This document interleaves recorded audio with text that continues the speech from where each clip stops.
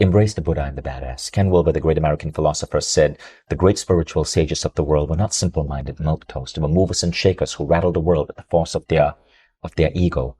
From Jesus bringing a bullwhip to the temple to Muhammad conquering entire continents. Spirituality is not just about sitting on a yoga mat. Spirituality is also taking that force within you to go out there and make the world better.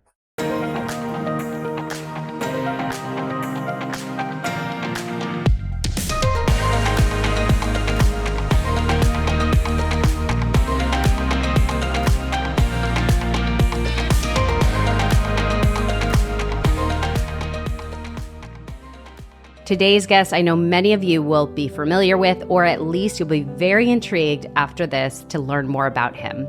No other than Vishen Lakhiani. Vishen is the founder and CEO of Mindvalley, an award-winning education movement with over millions of students worldwide and growing fast. He is also the New York Times bestselling author of The Code of the Extraordinary Mind, now translated in over 25 languages, and also his book, The Buddha and the Badass. He is also the founder of A-Fest and Mindvalley University, two major event experiences in the field of personal transformation. Vishen also created Mindvalley Quests, a new kind of online learning platform that produces 800% better completion rates than the industry average. As a speaker, activist, Vishen works to evolve the core beliefs that shape our lives, including education, work, culture, politics, and well-being. Also, he soon will be releasing his newest book, which was announced at the summit, The 6-Phase Meditation Method, the proven technique to supercharge your mind, manifest your goals, and make magic in minutes.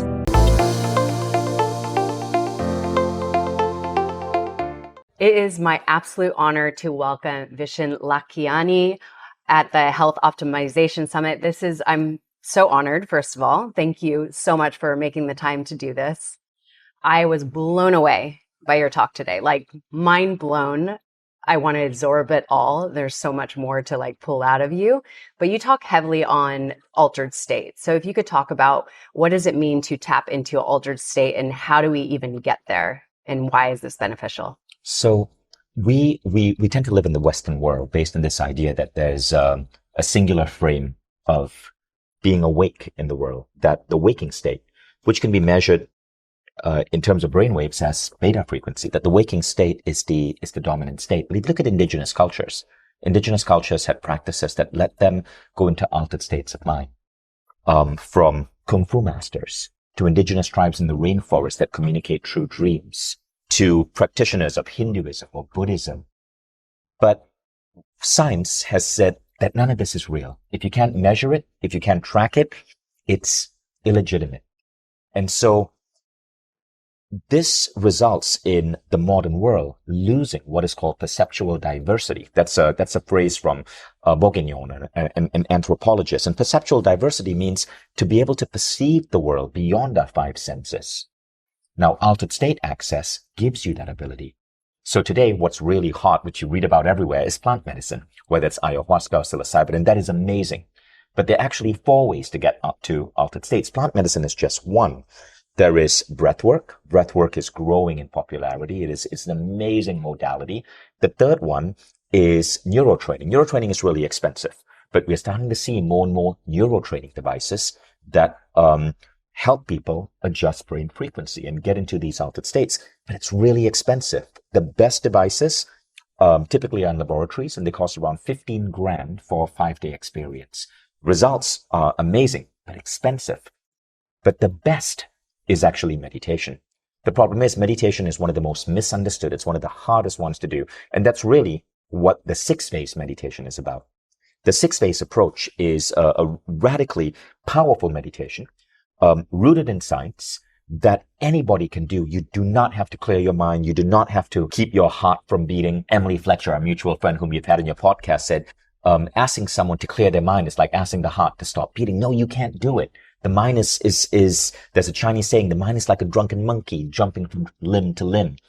So the 6th phase is not about clearing the mind. Rather, it's a focused meditation where you take what's going on in your life and you bring it inside to heal it, to shift it, to turn problems into projects that are resolvable.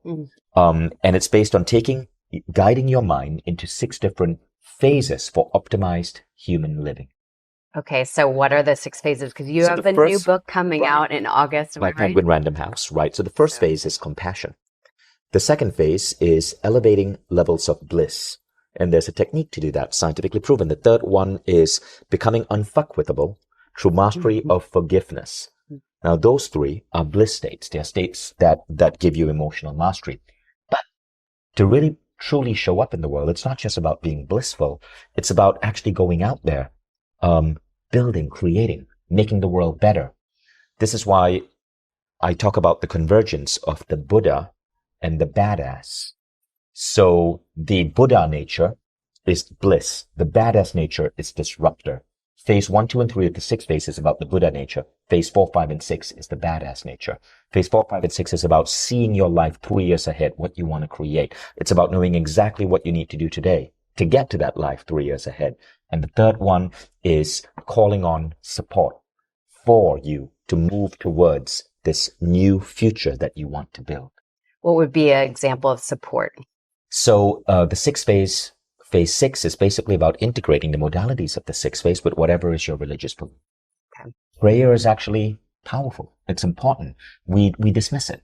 And that's not actually fair, because billions of people all around the world have had profound experiences, profoundly divine religious experiences that often cannot be explained by science, but one can feel, one can experience. And the 6th phase, so the first 5 phases are all scientifically validated. The 6th phase comes from thousands of years of religious experience. I love that. Okay, so talking about consciousness, the different levels of consciousness, can you kind of tap on that a little bit?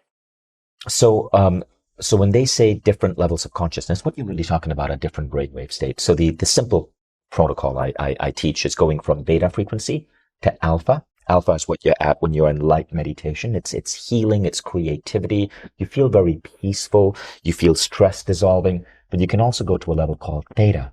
Theta is associated with intuitive ability. It's a dream state. When you're at theta, your head starts nodding off like that. Have you ever been in a plane and you're kind of nodding?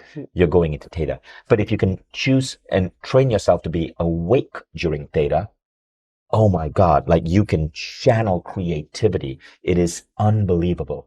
And that's something that's trainable. And then the final state is the delta state. This is when you're asleep. And this is a very mysterious state. We're still learning about it.